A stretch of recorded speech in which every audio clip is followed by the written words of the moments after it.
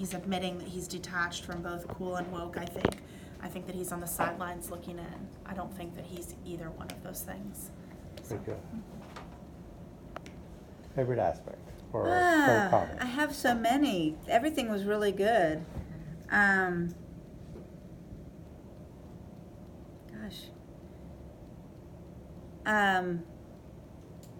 I like the thing about when we were looking at the title. I think you brought that up about how cool works in America, but it was really more about being woke than it is being cool. And I thought that was really good, and that maybe there was the title kind of distracted or detracted from the message. Very good. That was really good. I love the way actually you kind of crushed it for me, because here I'm thinking nostalgia. Nostalgic, it's kind of cool the way he was talking about cool and talking about people I knew and whatever. Actually, you made me think, maybe he's just calling out one generation, saying, look, you need something to be effective. Let's move on to something that's more like a passive-aggressive dig a little bit. And I think, Marianne, your comment, not active, make it better, promoting activism, or maybe then hoping for successful activism. Thanks a lot, guys.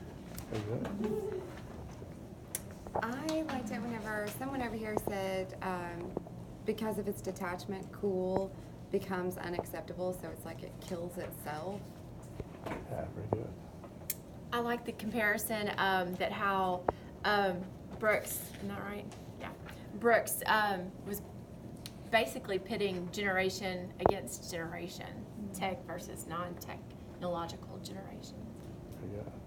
I think my favorite was when you guys were talking about the comparison and contrast between the two terms, and one being the collective organicness of coolness versus the materialistic individualism of today.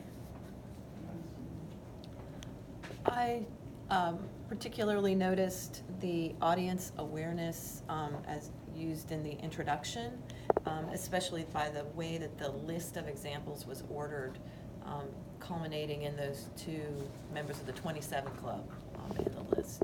Yeah. Can I say if this comment that I liked led me on a trail that maybe they can pick up later?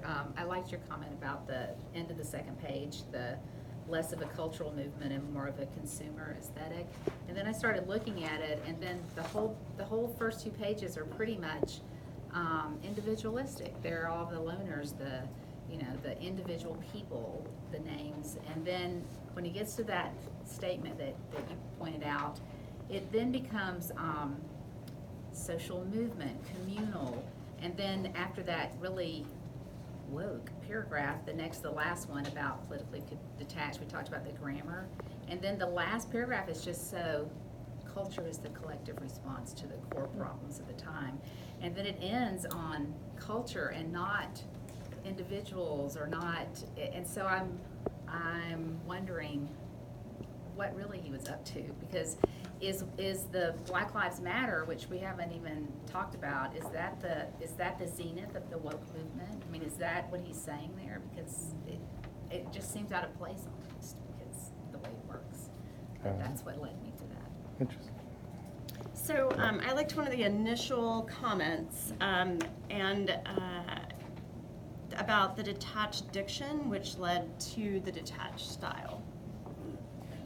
Very good. Going back to the analysis of the title, I liked that this group questioned the absence of modern examples of cool, particularly referencing the jacket. I think that it's just as important what an author intentionally leaves out as what he or she intentionally includes. So I think that's great. What I found interesting was the commentary about the whole paper being basically an antithesis, and about the two concepts being juxtaposed.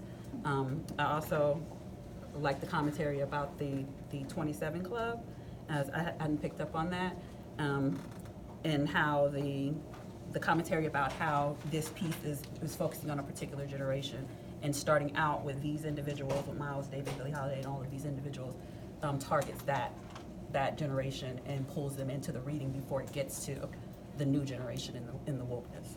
Very good. All right. And kind of what she was saying, that's what I was thinking, is the idea of them using, the 27 Club, and also like kind of referencing it with We Are Cool, and how would those two things work together, and the way that who they're referencing, who he chooses to say is cool. Very good. I thought I was stuck on that juxtaposing too about that cool versus woke and how it was back and forth the whole time, and it was because of that back and forth it really emphasized those differences, like cool is this detached and woke is angry and ready, and that really and I think you're right, I think it did put it onto the reader. I like that point. Very good. Yeah, I actually like that too. It made me stop and think, like, what age group actually uses the word woke? You know, like, and are any of those age group people reading this article? That, you know, so it's really audience toward somebody who wouldn't fully understand the way it's used in slang, the way it's used in its history. You know, because he gives the history of cool and he gives the history of woke, and then but leaves out a lot of the social use of it that happens in our classrooms, you know, every day. So, like, I wonder if our kids even know the history of it. Yeah. I really enjoyed the idea of the ending of the article being compared to a cliffhanger. I like that it leaves so much for us to still write our own stories as we go forward, and that was just something I pulled out. My favorite point was the reference to Kid Rock and the possible symbolism of him being mentioned in the article about being cool. Kind of piggybacking on that, I like the point that was made towards the end about how he's not really associating wokeness with a particular left or right mentality, that it's, you know, a universal thing. I like the comment about Brooks' use of illusion, and how he uses Casablanca to talk about cool, and Trayvon Martin to talk about woke, and like why cool is cool and why woke is woke. I found the comment very interesting about how the market tries to drive what's cool. I thought that was interesting, and how poor Robert Downey Jr. didn't make the cut. Because of, you know, pigeonholing and crying all the way to the bank. Yeah. This is the second time I've done this story about somebody. Oh my God. But that was definitely one that I liked as well. Other people mentioned the juxtaposition. I thought that was fascinating. But definitely the fact that coolness has been kind of co-opted by the machine, so to speak.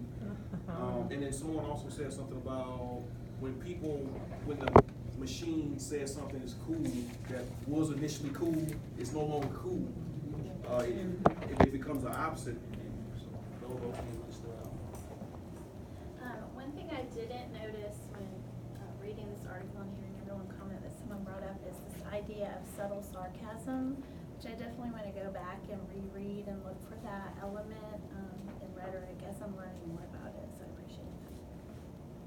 So I wrote down a lot of different things. I really liked the connection with We Real Cool and the Jimmy Dean and Jimi Hendrix at the end of the first list.